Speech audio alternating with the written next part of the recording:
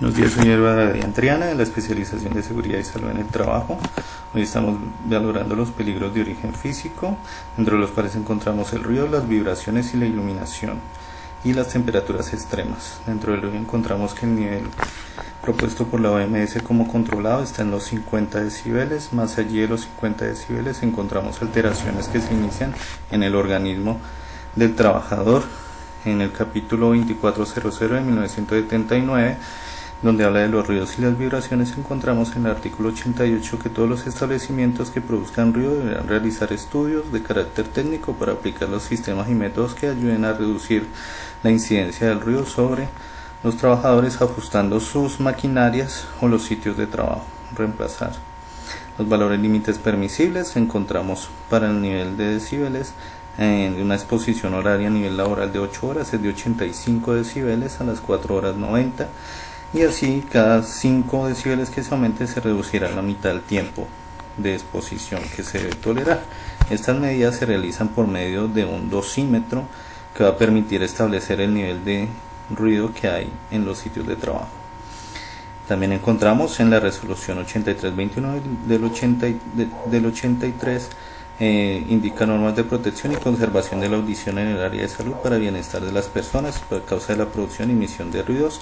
El artículo 45 habla de la exposición al ruido, impulsos o impactos, donde el nivel de presión sonora en decibeles de 140 decibeles permitirá la realización de 10 impactos, 130 decibeles, 1000 impactos, 120 decibeles, 10.000 impactos. Para esto se debe reducir el ruido en el origen mediante el encerramiento parcial o total de la maquinaria. Se controlará el ruido en el origen y la persona instalando pantallas de material absorbente, aumentando la distancia entre el origen del ruido y el personal. Se limitará el tiempo de exposición a los trabajadores al ruido. Se retirarán de los lugares de trabajo aquellos que sean sensibles al ruido y se suministrarán a los trabajadores los elementos de protección personal tales como orejeras, tapaoídos y un ambiente aislado. En cuanto a la vibración, es el movimiento que produce una energía que corresponde a la fuerza originada por los parámetros distintos de amplitud y el desplazamiento máximo, que se va a medir en Hz. En el artículo 95 de la 2400 encontramos que las máquinas y herramientas que originen trepidaciones o vibraciones deberán ser provistas de horquillas u otros dispositivos de amortiguadores que disminuyan esta cantidad de vibración que es transmitida. Estas vibraciones se medirán por medio de un vibrómetro o analizador de vibraciones, en las cuales se encontrarán determinados en Hz, donde se ve de muy baja frecuencia los menores a 1 Hz, de baja frecuencia entre 1 y 20 Hz y de alta frecuencia de 20 a 1000 Hz. Dependiendo de esta intensidad, generará algunos síntomas en el organismo que son representados en esta tabla, que van desde mareos, desde por debajo del Hz, hasta la reducción de la capacidad de acciones visuales, que va de los 10 a los 90 Hz. Según el tiempo de exposición permitido, no se tiene establecido en Colombia un régimen. Se ha adoptado la guía de la Conferencia Anual de Higienistas Gubernamentales, donde para la vibración corporal se va a tener en cuenta el confort reducido, la capacidad reducida por fatiga y el límite de exposición, mientras que para el brazo y muñeca se tendrá en cuenta la exposición entre 4 horas y menos de 8 horas, que se tolerará la frecuencia máxima de 4 metros sobre segundo al cuadrado entre 2 horas y 4 horas y menos de 4 horas, 6 metros sobre segundo al cuadrado, 1 hora y menos de 2 horas, 8 metros sobre segundo al cuadrado y menos de 1 hora, 12 metros sobre segundo al cuadrado. La vibración, en el artículo 93, habla de que se deben mejorar los diseños de las herramientas de las máquinas y equipos productores de estas vibraciones. Se analizará el personal sobre la manera correcta sobre su utilización para evitar esfuerzos inútiles o mal dirigidos. Se hará selección de personal, rechazando a aquellos que presenten alteraciones deficientes o sean sensibles a la vibración. Se reducirá la jornada de trabajo o se rotará el personal en estas actividades. Se debe también automatizar los mandos y mandos a distancia. Se puede sustituir los elementos vibrantes o limitación de masas rotativas, utilización de materiales aislantes y absorbentes de las vibraciones, control remoto de los procesos vibratorios, buscar ubicación donde la magnitud de vibración sea menor, y el diseño de elementos portátiles que permitan atenuar la vibración. También se proveerá de elementos de protección personal tales como guantes, orejeras, calzado que tenga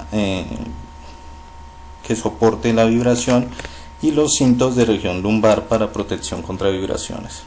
En cuanto a la iluminación, se debe tener en cuenta que en la normatividad está escrito que los lugares de trabajo deben estar bien iluminados dependiendo de la actividad que se vaya a generar y el riesgo de accidentalidad que se pueda presentar en los lugares de trabajo, para así disminuir estos según el tipo de trabajo y el nivel de luz que se va a tener, que se miden en luz, se expresan en esta tabla.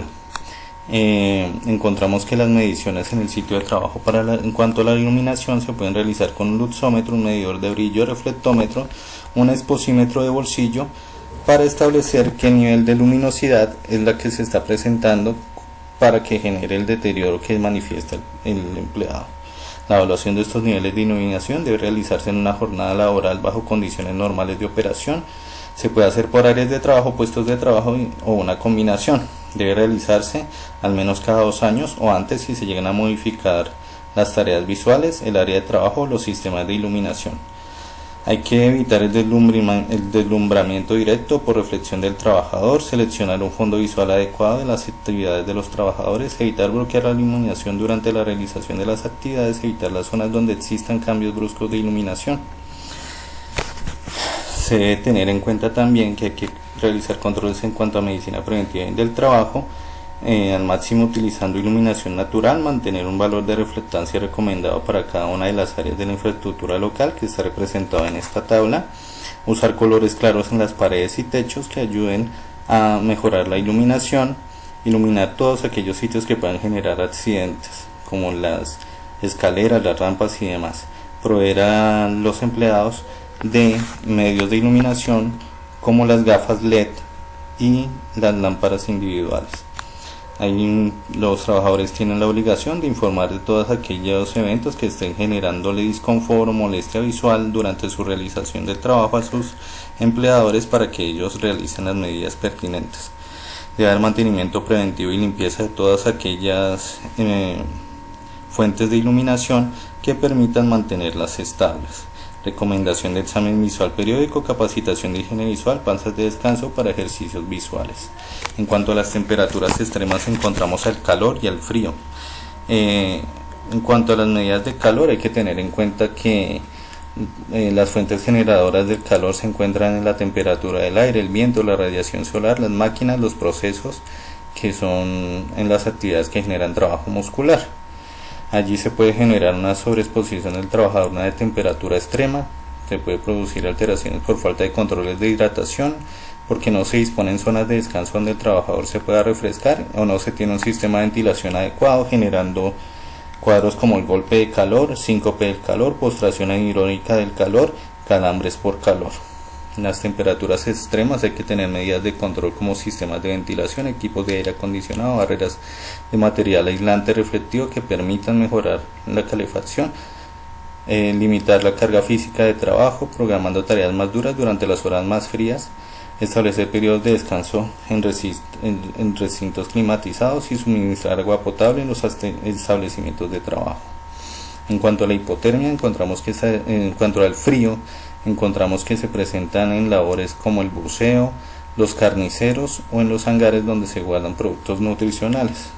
Puede generar hipotermia, congelación de la superficie de la piel, paro cardíaco, quemaduras por congelación. Se deben hacer medidas de control cuanto al mantenimiento periódico preventivo de los congeladores y los cuartos fríos, verificación de la temperatura del ambiente de los cuartos fríos, dotar con ropa adecuada aislante frente al frío y la ventilación y la humedad.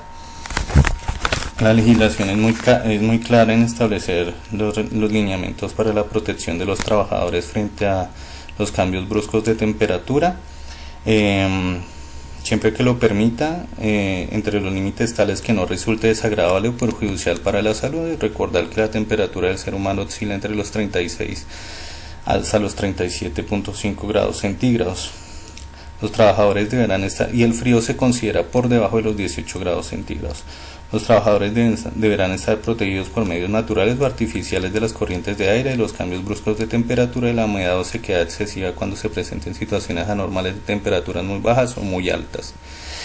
Todas estas valoraciones se deben realizar con las medidas de control que genere la administración de la empresa en cuanto a los lugares de trabajo, en cuanto a la implementación de los elementos de protección personal a los empleados derivados de la exposición ya sea al frío o al calor.